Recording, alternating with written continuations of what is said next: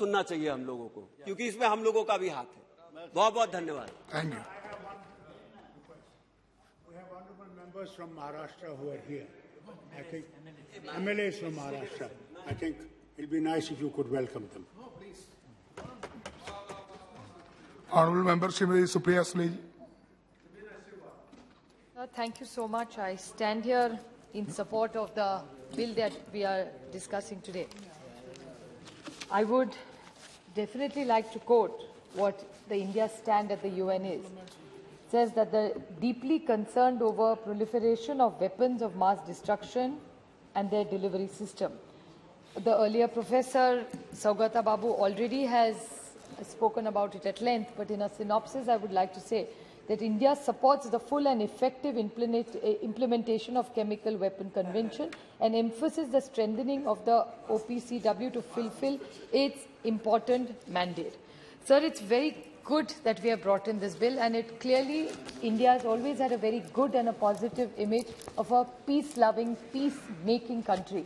So I congratulate the Honourable Minister for bringing in this bill. But I would like to bring to the notice of this House of what he said, that we have come to the new world order, which it is true that the world has changed. And there's a book by Mr. W. Seth Karras. It's called Defining Weapons of Mass Destruction. And it's one of the papers where he has said that the Center of Study of Weapons of Mass Destruction, which is a national defense university, where they have recommended that why don't we expand the scope, given how the world is, even the war today globally is a hybrid war now, as we call it. So they have recommended that the India's definition is for nuclear, biological and chemical weapons. So can we expand it? May not be literally in this bill, but maybe in the next few months to come, if you could consider this, is my request to you, is the new challenges because of this new world order is get radiology involved in it, talk about high explosives, talk about weapons of mass destruction or effect, potentially include CBRNE weapons, other means of causing massive disruption such as cyber attacks, electromagnetic attack, munitions. So I think if we could make it, I think we'll really set a very good order and a new precedent in the world that India is very serious and committed. I think that's the only suggestion that I would really like to make. Besides this, I mean, it's in the larger scheme of things, it's a very small example, but I would like to put it on the table, that in Maharashtra recently, there was a small power crisis in Mumbai city for over 3 hours. And people say it was hacking, it was electromagnetic system which collapsed. This could be a very small trial, we don't know.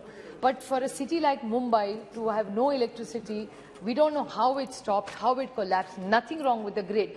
Could have it been an attack? I have no evidence to prove it, but this is how the story begins. So could we consider broadening the definition is the only point I'm trying to make here. Besides this, I would like to talk about, since nobody else has mentioned it, about the zoonotical diseases. It's like the pandemic. There is a story that COVID-19 was an attack which was probably on the globe. So could we have a broader discussion on this is a suggestion I would like to make to the Honourable Minister. What is interesting in this entire debate is I'm so glad that when we got the nuclear agreement, at that time we were sitting on that side, you were in a different role. And there were a lot of objections. I don't want to get into the tutu meme of this because it's a very serious bill, but I'm so glad that the agreement that the Honourable Manmohan Singh ji led at that time to put really India on the global map today is become a reality, and in the nuclear supply group, we are a very important route. But I really want to know from the Honourable Minister that with all this, that is, we are using all the new friendships that you have made in the last few years, I would like to ask the Honourable Minister that why haven't we joined the group as yet, and what are we doing to excel our position? America was very positive about it. There were a lot of nations who have supported India, but there are nations who have objected, like New Zealand, Ireland, Australia, China. They have objected to us. Now, what is our position with such wonderful relations? Because China, I still remember this article and I was too tempted. I hope you indulge me with this and take it on a lighter note of little banter in Parliament sometimes. Because there was a story which I was too tempted to talk about today. It says they talked, they posed, and they left. This is the Indian Prime Minister and the Chinese President met 18 times. I stand corrected, could be more, could be more maybe, since 2014. And there were many, many meetings that they have had, which I'm sure, I think I'm a big one for dialogue. I am completely against any war. But what has happened to our position, and by having so many meetings, like they talked, they posed and they left. So what really happened between these three activities? When they talked, they posed and left. There must something more substantial should come out of it. So I would like to ask the Honourable Minister where this is.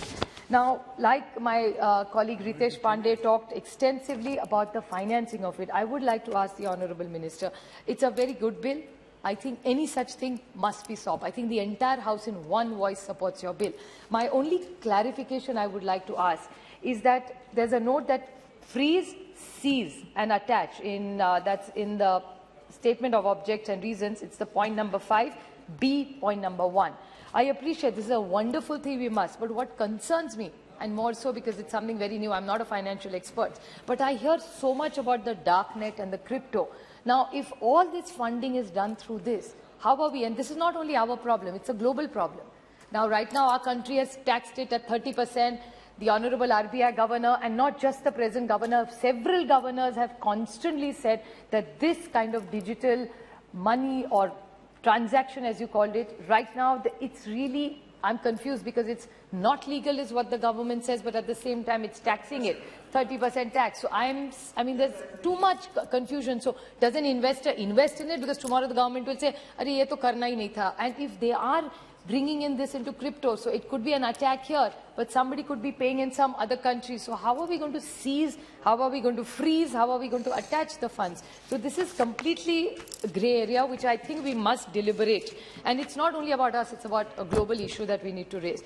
Sir, another thing that happened was, which obviously was not something which was actually a little embarrassing for us, and I respect the Honourable Defence Minister, who was very, very gracious when about the BrahMos experiment, I would call it. It was a mistake that happened. It was a misfire. I know nobody did it intentionally, but the Honourable Defence Minister was very, very kind enough to come and showed such humility of the Defence Minister to come and say that we will take corrective action and have inquiry, but it was not intended at all. But the Philippines has objected is what comes in the newspaper. I'm quoting all the data that has come with. I have no access to any information. I'm going by what media says. So if the Philippines has shown concern, now these kind of situations happen, then how are we going to control it? So I think let's make it a little more academic also.